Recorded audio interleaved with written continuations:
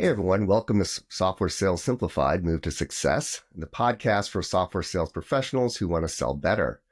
Whether you're a seasoned pro or just starting out, make Software Sales Simplified your go-to resource for actionable insights and real-world strategies. Join us right here where you get your favorite podcasts, and we'll move to success together. I'm your host, Matt Long, and I'm joined with my esteemed colleague, Kevin Donville. How you doing, folks? Good to see you today.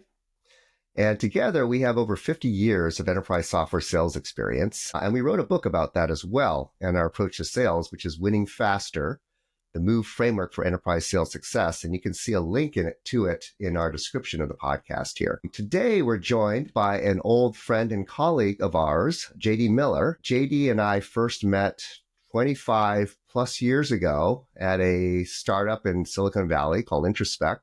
And I think, JD, you were one of the first SEs that were hired there. I think it might have been you, David Hand, Roy Ginger, and I think I was the next one. There might have been one more, but it was very early on. But anyway, how are you doing today, JD?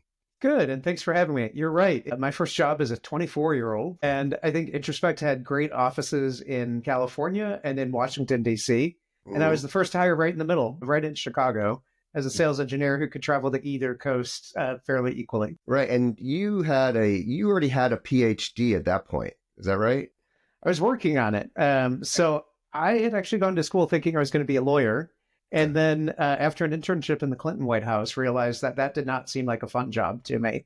And so I had a double major in communication and philosophy with a minor in literature, and knew I wasn't going to be a professional literature person, wasn't going to be a professional philosopher, which left the communication degree. And in the 90s, it was all about what is communication like online, which led me to a master's and then a job at a small.com. Wow. Okay. I actually never knew what your PhD was in. I just thought it's just some fancy initials you throw after your name there, but I assumed it was for something.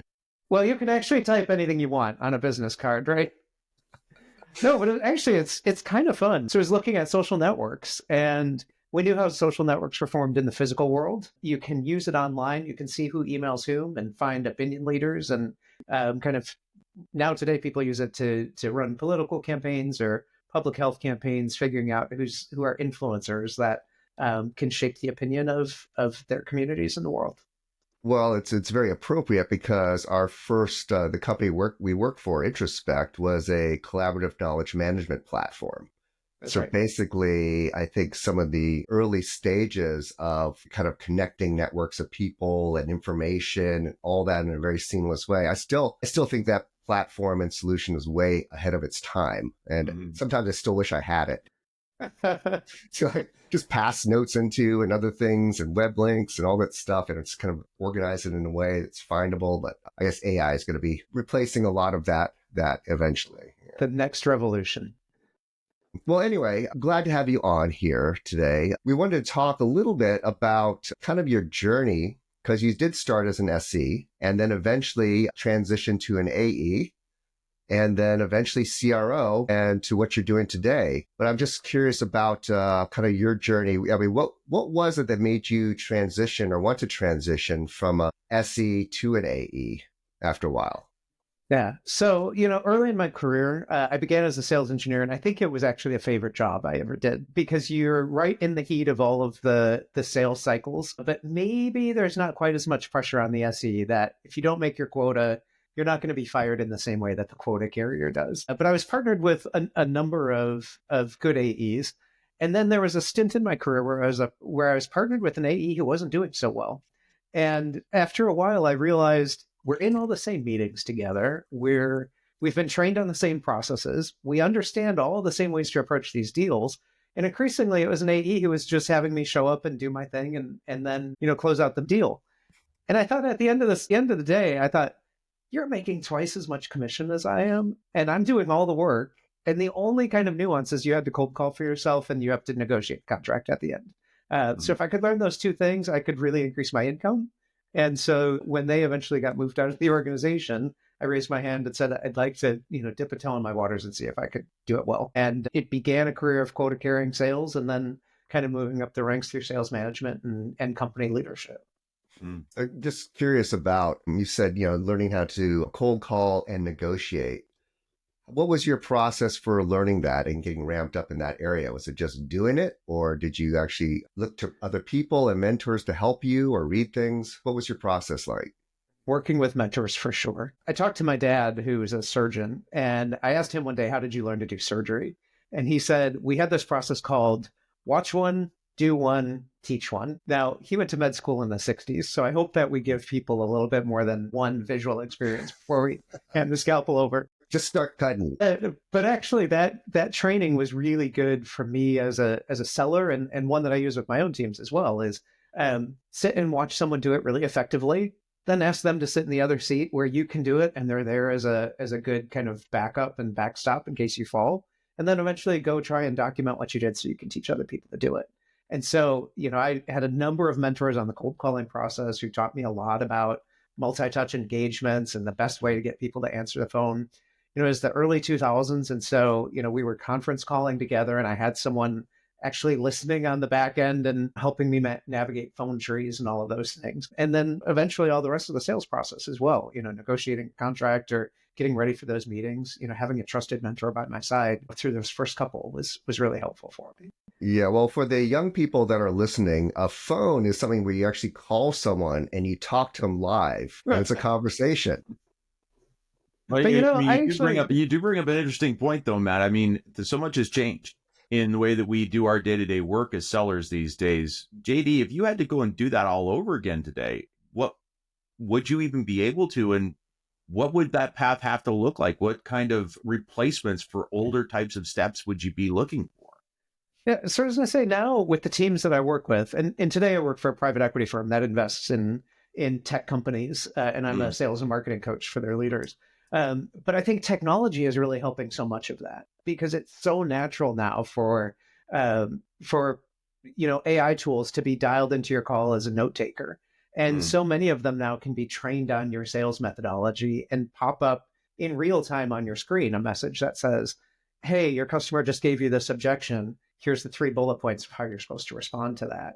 And then I also see a lot of folks using the recordings as sort of game tapes after the fact, where maybe we'll run a competition that we're working on how to get to the economic buyer and ask everyone to sort of submit, the best call or the best snippet of the call of them doing that work. And that's really easy to share, kind of the best calls from a large sales team quickly and put that right back in the training guide. So the next new hire can hear, here's our top seller doing this particular skill. Yeah, I'm a big fan of the kind of the video recording technologies and things like that, because not just the transcription ones, those are helpful for note taking, but the ones where you can actually listen to it and replay it and see it, because there's no better way to up your game than to get over the cringe factor of watching and listening to yourself. And then once you're over that, just like, well, that was brilliant. That sucked. It's like, and then, how can you change that going forward? So I imagine that's a big tool for you now as a sales leader in terms of being able to, mirror good behavior across the organization and set it out without having to make someone do a whole training session and things like that. Absolutely. And for so many functions. So during COVID, I worked for a company that was selling reimbursement solutions for people that get in their cars and drive for work. And all of a sudden, COVID, no one was getting in their car and driving for work. And we really quickly put together a new product that was about how do you reimburse people for their home offices. And the company actually launched that product in about 3 weeks following the COVID shutdown. But I had 150 sellers who, were pitching this new product for the first time ever. And having that kind of call recording software helped us really quickly in the first 2-3 weeks of trying to pitch this new solution, hear it from everyone out in the field, get real-time feedback on the sort of objections customers had and figure out how everyone was, kind of navigating on the fly, and then really quickly identify this is the right way to answer this question. This is the right way to pitch this product or position this feature set, and have that shared with everyone really quickly. So we learned really fast because we could hear everyone all at once and then disseminate the learnings to the rest of the team really quickly. Now, I want to get back a little bit just to your journey. So you became an AE. What was it that you really liked about that role, or you discovered that you didn't know ahead of time into getting into that role that you really liked? So, I think the exciting thing about sales is most salespeople and sales engineers, we're naturally friendly people. We love to have great conversations. And as an AE, I got to be exposed to so many different kinds of businesses. It started with web content management software, and then it was CRM software, which, applies to car manufacturers and law firms and, pharmaceutical sales reps and all of these different kind of businesses. So as an AE, I really loved the ability to have every day be different and have every day be one that I can meet a new kind of person, learn something really interesting about their profession, about the business they operate in, and then, bring a solution that's actually going to make them better at what they do was what I found super appealing about that role. And then how did you transition into sales leadership? So I had worked at a company that was acquired by LexisNexis, a big legal publisher, and they had 6,000 salespeople. And so this huge training infrastructure in place that early on, one of my mentors tapped me and said, one day we think you could be a leader of this company. And so they enrolled me in a year-long sales leadership boot camp. And that says, we understand you're an AE today, and maybe you're going to be an AE for a long time. But over the next year, we're going to connect you with a mentor who's a leader of a different part of the business. We're going to send you all of this training about how do you do communication, how do you read the P&L of the business and understand the finance piece. And it was just this really, low-risk journey of learning about what the rest of the company looks like and what that leadership role looked like without actually having to be in the role yet myself. And at the end of that year, I realized I really wanted to do it. I also realized I didn't want to do it at LexisNexis. And so another company took a risk and hired me as a sales and marketing leader for a consulting company in Chicago. And that was the first of what became a long management career. Yeah, I guess not too many companies are willing to take risks these days. So you're very fortunate. Yeah, and I was fortunate as a consulting company that actually had implemented both of the previous products that I had worked with. So they knew me as a seller, even though I hadn't worked for them. We had a 5-6 year relationship that when their next kind of frontline manager role came up, they took the risk. Yeah, I think as a little aside, in this very difficult hiring culture right now in terms of getting jobs and things like that, I think the best advice obviously is, people in your network and people who know your work product are the best people to go to. So that's just a little point I want to make for those of you that still might be looking out there or feeling it's a little daunting right now. Let's talk a little bit about your transition now, because you are kind of doing a CRO, I'll say for hire, but you kind of step in or inserted into companies through is it private equity that you're working for now? So across my career, I had worked at 6 companies that were owned by private equity firms. And I always describe private equity as sort of like flipping a house. They buy a company that hopefully has good bones, but one that they know that they can do some work on and improve so that they can sell it a few years later for twice the price or more. And so I had been CRO 3 times. I had been CMO once and country president once. And the last time that I was CRO, I said, this is a lot of work. I think I want to shift my focus a little bit. And so I started to talk to the PE firms about, what's it like to be on your side of the table? And most private equity firms they call them operating partners, which are people who specialize in a function. Mine is sales and marketing. Some specialize in finance. Some specialize in product development. And so now when the PE firm buys your company, they have their board. Some of the board members have specific skills. And then in addition to those board members, they may also just have an operating partner, an operating advisor like me that says, one of the benefits you get is here's this expert in sales and marketing. And so he can be, or I can be the coach and mentor to the CRO or the CMO in that business. If they're going through something they've never seen before, hopefully I've seen it myself and have some advice. And because I'm connected with all the other CROs across the portfolio, if I don't know the answer, I know 35 other people who do. And so, it's this really interesting mix of a little bit of board service, a little bit of, being friends with leaders of companies. And then occasionally I am the glue that steps in if, a CRO suddenly departs the company or, something weird happens. I'm the first call that gets made of, come in and be the interim leader of this function, while we recruit the next person. I see. So do they generally will try to keep the CRO and the sales team intact unless there's some big change that has to be made, and then you kind of work with them? So every private equity firm has their own playbook. And I think if you're someone who's selling your company, it's really important to ask, what's your PE firm's philosophy on that? Where I'm working, Rothschild and Company's 5 Arrows, we do like to invest in our existing management teams. But one of the things that we talk a lot to those leaders about is the ages and stages of the company require different skill sets. And so if you were the person leading a company from $0 to $20 million in revenue, you were probably used to being a hands-on sales leader who's in all of those deals. When you get to 20 to 50 million in growth, certainly when you're trying to take a company from 50 million to 100 million in revenue every year, the skill of that leader has to shift from being the person who's in all of the deals to the person who's teaching other people how to do those deals, and then start thinking about strategic stuff like, new product roadmaps or M&A work.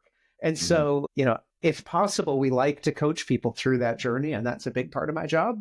And then sometimes people say, I really don't like that. I really liked being the sales leader who knew every customer. And in that case, let's go find you another, startup company where you can flex that skill. And then we'll replace you out with someone else who's more comfortable with the next part of the journey. What part of what aspect of that in this portfolio of skills you're bringing to the table and the different flavors of engagement that you're having with these companies you're engaging with, what part of those do you find the most satisfying to you? So, I love the individual development. I have an individual person that has followed me now through 3 different companies. He actually began as an individual contributor seller. Then he became a big sales manager. And now he's an SVP of sales operations. And so I love to see, and it's gone from a company that was, his first job was at a company that had $15 million in revenue. Now he's running RevOps for a company that's got $250 million revenue, $250 million in sales. And so I really love to see those individual career progressions is the most rewarding part.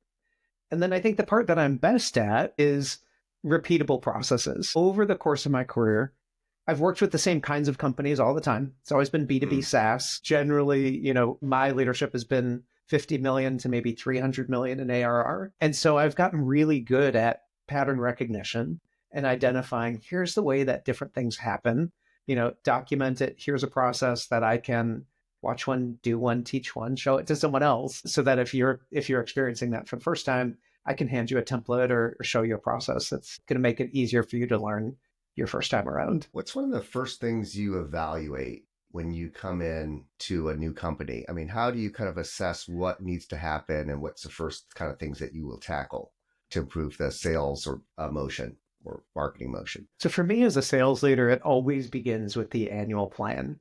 And I didn't really understand this as a seller. I would get a quota every year. The quota would go up every year. And I had no idea where that came from. I just assumed someone picked a number out of the air. And I think actually there are some companies that the sales leader doesn't exactly know where the number came from. They've just signed up for a number and they're hoping they're going to get there. So the first thing that I'd like to do is look at the business's annual plan and say, what's the revenue growth we're looking for this year? Maybe this year we're trying to grow $30 million more than we did last year. And then I want to sit down and break that into each of the components, because it's not just show up and tell all of your sellers work really hard and I hope it's going to add up to 30 million. We actually want to break that down into, some of it is going to be selling new products to the install base. Some of that's going to be price increases in the install base. Some of that's going to get offset by some of our install base customers are going to leave and not renew, and we're going to be in a little bit of a hole. And then the same thing for new logo. What's my new logo team currently capable of doing? How many new logo people could I add to the team? And how long does their ramp period take? And all of that stuff. And ideally, we're able to kind of look at all of these pieces and add up to that $30 million revenue growth goal.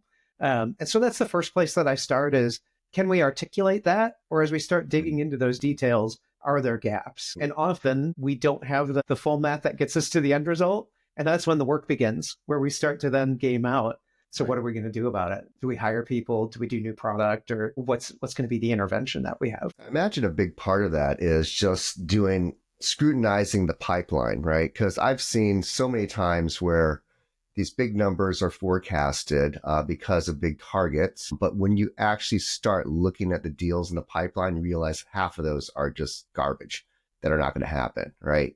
Because people feel the pressure. Jack, I have this big number. How am I going to make it? Well, here's the deals that are going to make it here, but half those aren't real. How much of that is part of your process as well in terms of due diligence and really understanding what's actually... It's hugely important. And I think increasingly we're seeing a trend of people implementing revenue operations teams to help with that. And so someone who, or a team of someone's who participate in all of your forecast calls, can monitor all of that stuff. And then increasingly with technology, look for trends. It used to be that we would get on a forecast call and we'd talk about deals, and you would think that, Matt really knows what he's talking about, so his deals are probably going to close. And now, because of the call recording software and the great AI and the integrations with CRM, we can actually look for patterns and say, our best deals move through a 5-stage sales process on this velocity and with these things happening. And on my pipeline, a deal that normally we think should stay in stage 3 for 17 days, all of a sudden, these are the 5 deals that someone's forecasting that have been stuck in stage 3 for 20 or 25. And maybe that means that now we have to have a deal review about it or a really close inspection on it. And so I think revenue operations is becoming a really big key to sort of managing all of that inspection analysis and then connecting the sales leaders and coaches, sales enablement, to intervene in timely, practical ways. How good are these solutions? Because I think in the last 4 or 5 years, I've seen a lot of these solutions now that are looking at kind of rev ops and things like that, taking these recordings and then analyzing them with AI and giving you, metrics and patterns and things like that. Do you find that those are pretty accurate and useful now, or are they just sort of a guideline that you use to then dig deeper? I think it depends. I'm a huge fan of Clary. I've used it 3 times myself, and I recommend it to almost every one of my portfolio companies.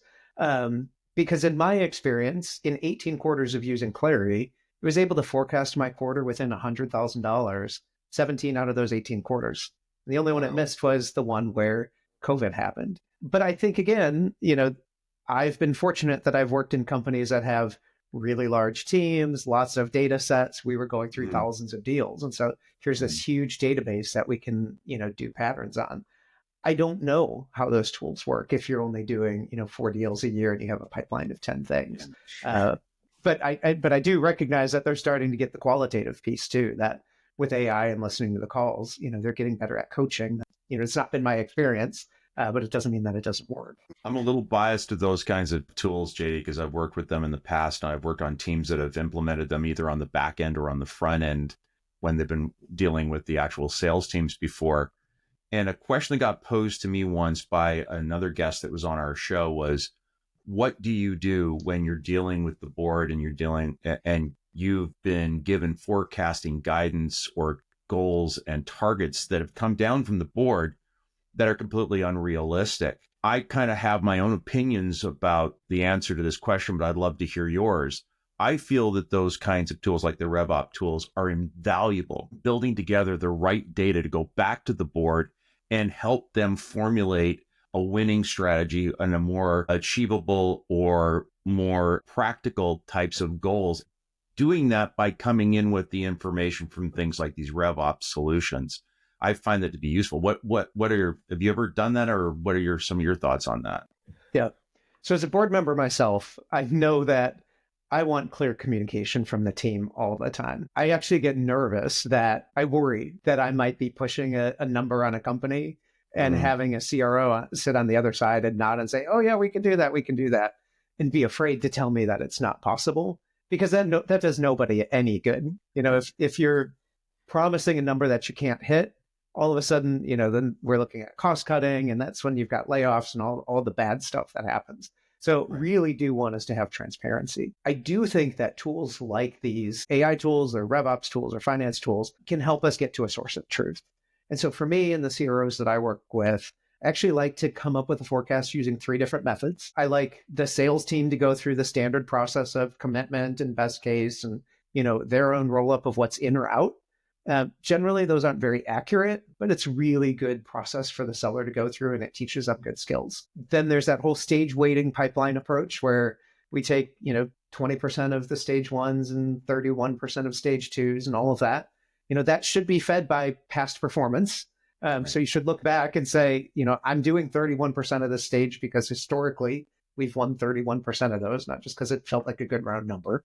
And then finally, these AI tools like Clary come in and through its own machine learning, come up with really good numbers. And so I like to forecast using all three of those methods and then talk to my board about, we all agree, all of these methods all landed at this number, or actually two of these methods are landing here and one is way off.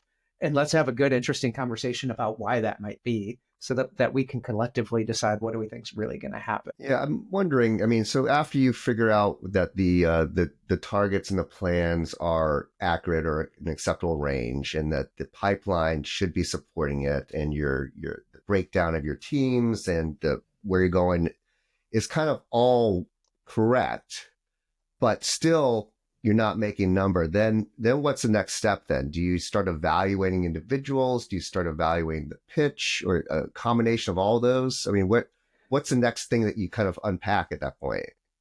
All of the above. So one of the things that I really am an advocate for is outside win-loss analysis. Someone who is not part of the sale to call those customers and get just straight point of view on, why did this company win or lose this deal? Because often someone's going to tell an independent third party something more honest and candid and actionable than your own seller will. As a seller myself, every time I've won a deal, I say it's because I was brilliant. Every time I've lost a deal, I say it's because the product was terrible and the price was wrong. So having an independent third party is a big piece of that. But then I think you can also start breaking down, what are all of the components that add up to a one deal. And so I wrote a book about this. So it's called The CRO's Guide to Winning in Private Equity. And it starts with a number, but it asks you to then build out, what are all the precursors that had to get us there? If our average deal size is $100,000 and I'm chasing $1 million quota, okay, I need to do 10 deals. What's my win rate? If I win 35% of my deals, I need to have 30 opportunities in play.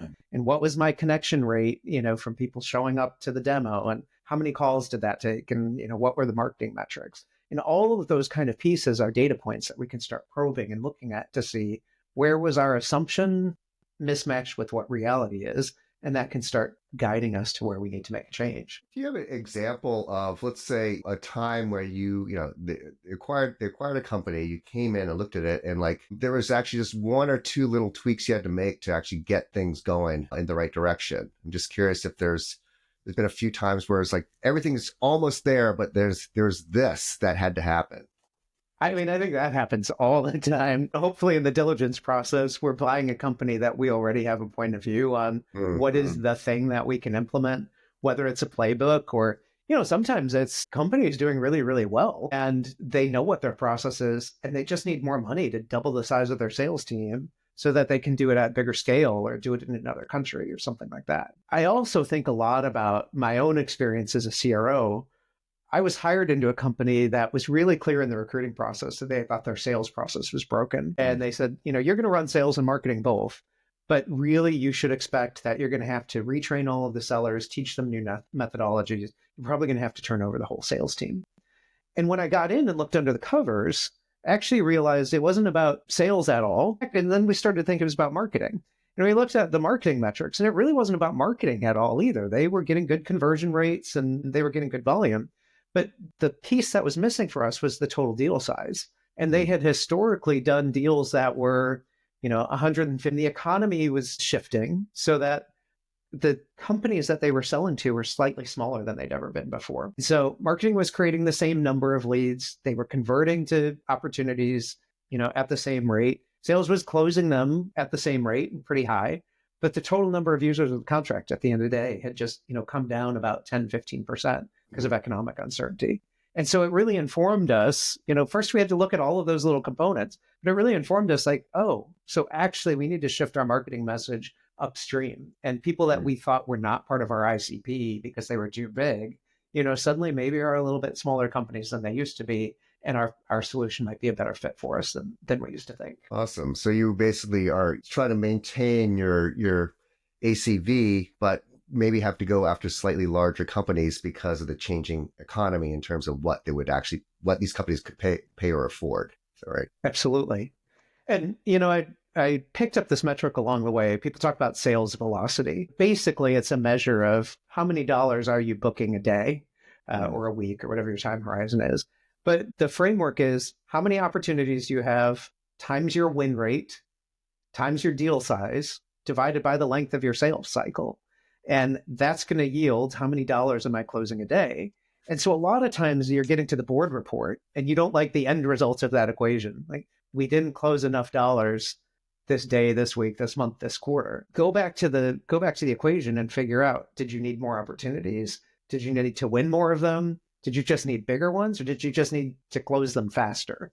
And then that will inform what do we do, either training sellers new skills or putting new sellers on the street or spending more on marketing or, all sorts of interventions that might produce the result we're looking for. JD, you brought up an interesting question because I've been on a couple of different organizations where they've hit the accelerator really quickly and make the big leap forward with their plans for growth for the upcoming year. When companies succeed, what's the one thing they get right? And when they fail, what's the one thing they get wrong when they try to make that leap forward? Right now, I'm working with an organization that's dealing with this exact question about when do we start investing in growth? And I think the big roadblock or gating factor for us is, can you articulate the real value of your product to your persona in your ICP? And in the organization I'm thinking of, they've got a great product. And they historically have hired people who are subject matter experts, and they can go out into their industry and talk to their prospects and say, look at this report. Isn't it great? Look at how this workflow thing happens. They're not having the articulation of why that actually equals ROI, but because they're really personally close to the industry and they're talking to people, they're bridging that gap. And then all of a sudden they're saying, we've had all this great success. Now what happens if we hire twice as many people? And before we start pouring in all of the money of doubling the size of the sales team, we have to be sure that we've really got good marketing messages, good websites, good training material that if you hire JD who didn't come from that industry, and how can you help JD really articulate that? It's actually not about, look at how great this report is and the color's blue, but it's how are you using this report to run your business? And that equals more sales or cost cut. And of course, that's where sales engineers are so critical too, is, they're often that translation between product feature set and true value of a business. And so I think that's one of the core things that I look at before we really start going down a massive growth path. Well, it's a good transition point because I do want to get into the SE role a little bit because that's where you started. And now, I know that you know the value of SEs in the organization. In fact, one thing that I found interesting, going as I advanced in my career is how many more sales leaders actually ask the SEs for their input on the pipeline and the deal, completely separate from the A's. Because a lot of times it's like, that deal's not. There's no way in hell that deal's happening because of That's right. XYZ. The sales guy's like, yeah, they love it. We're going to go. So it's a nice checkpoint. But what do you see the roles of the SE team in these organizations that you're coming into? Do they always have an SE team? And if so, or if not, how do you kind of get that built into the system if they need one, obviously? Yeah. I think it depends on the complexity of the solution you're selling. Right. I definitely have worked with tech companies that it's not terribly complicated. Sometimes it's very small transactional stuff that you can show someone a video online and you can self-serve and buy it yourself. But, whenever we're talking about something that's fundamentally going to change the way your business works, it's a good clue that we might want to have a sales engineer. So right now I'm sitting on the board of a company that does payroll solutions, and actually not just payroll, but larger, all sorts of HR solutions. And on the one hand, you might think like, well, everyone knows how to do payroll. You make an offer to someone and they have their rate and they get their paycheck at the end of the year. But actually the nuances of how are you calculating people's comp plans or their commission rates, or you've got tipped workers or hourly wage workers, maybe the way you've done that in the past needs to change. Maybe you're a company that's going through growth and you've been doing it wrong and you need someone to tell you how that's supposed to work. Or today we're hearing a lot of talk in the US about how are we going to treat taxes on tipped workers. And someone's going to need to actually consult to you about how do you comply with, whatever the new regulations look like. And I think sales engineers are great people who can not just say, here's the product and it's got a button that does this or that, but ask the next question about why do you want it to do that thing? If it does or doesn't do it, is it smart for you to want it to do it? Or can I suggest a different, better way? I think some of the worst technologies I've seen implemented is, people will have a broken process that they've built a homegrown solution for, and then they go evaluate technology and say, can you redesign your solution to do exactly the same thing that we did with our existing broken process. And the best SEs are like, well, I can, but instead, let me show you a different way, a smarter way, a way that the rest of your industry is already kind of solving these problems. So I'm teaching you something new. Yeah, I'm just curious. So you have all these kind of area or subject matter experts across the organization when you come in. Is the SE team ever part of that, or does that kind of roll up into your domain? That generally lives with me in go-to-market functions. Yeah.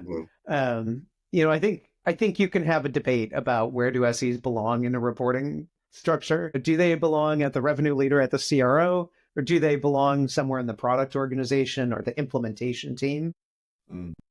My experience is I always like them in sales, maybe because I grew up as an SE myself and I think I understand it really well. But regardless of where they sit, SEs are a very important glue between the commercial sales organization, the product management team, with here's the feedback of what people say they want or how they're using the solution. And then the marketing team about, here's the value that people are getting, or here are the kinds of questions that we're getting over and over again. And so I think SE is uniquely situated to talk to a whole lot of different people in a company. Yeah, I've always been a fan of having them in on the revenue team and revenue driven as well, right? Coin operated. I think you get the best out of them because they, as an SC, I like winning deals. I like understanding them, but I like strategizing about how we're going to win this big complex deal, right? And being seen as a partner, but also having skin in the game was always highly motivating for me. Now, it doesn't work for all companies based upon the size of your transactions and the velocity of your deals and things like that. But I think, Kevin, you could probably agree, when we've had our most success and fun as SEs in an enterprise context, or working with one or two, or maybe two or three top sellers, strategizing on all aspects of that deal and really feeling a sense of accomplishment, if not also a financial reward when we bring those deals home. That's right. Yeah, it's a good point that you're making there, Matt. And I think that that's a unique characteristic of the pre-sales person, the sales engineer. I'd love your thoughts on this, JD. A lot of the things we do, people are reaching out to us very often because they're looking to retool their pre-sales teams. There's a couple of common challenge points I've seen with organizations that are looking to scale that up.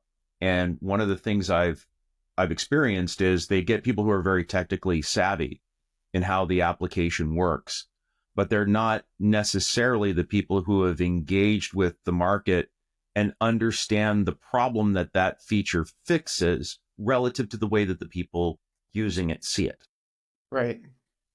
Do you see a similar kind of challenge? And what are some of the other types of maybe missteps people make when they start going, okay, our product is getting to an enterprise level now. We need to have this intermediary of the pre-sales person to come in.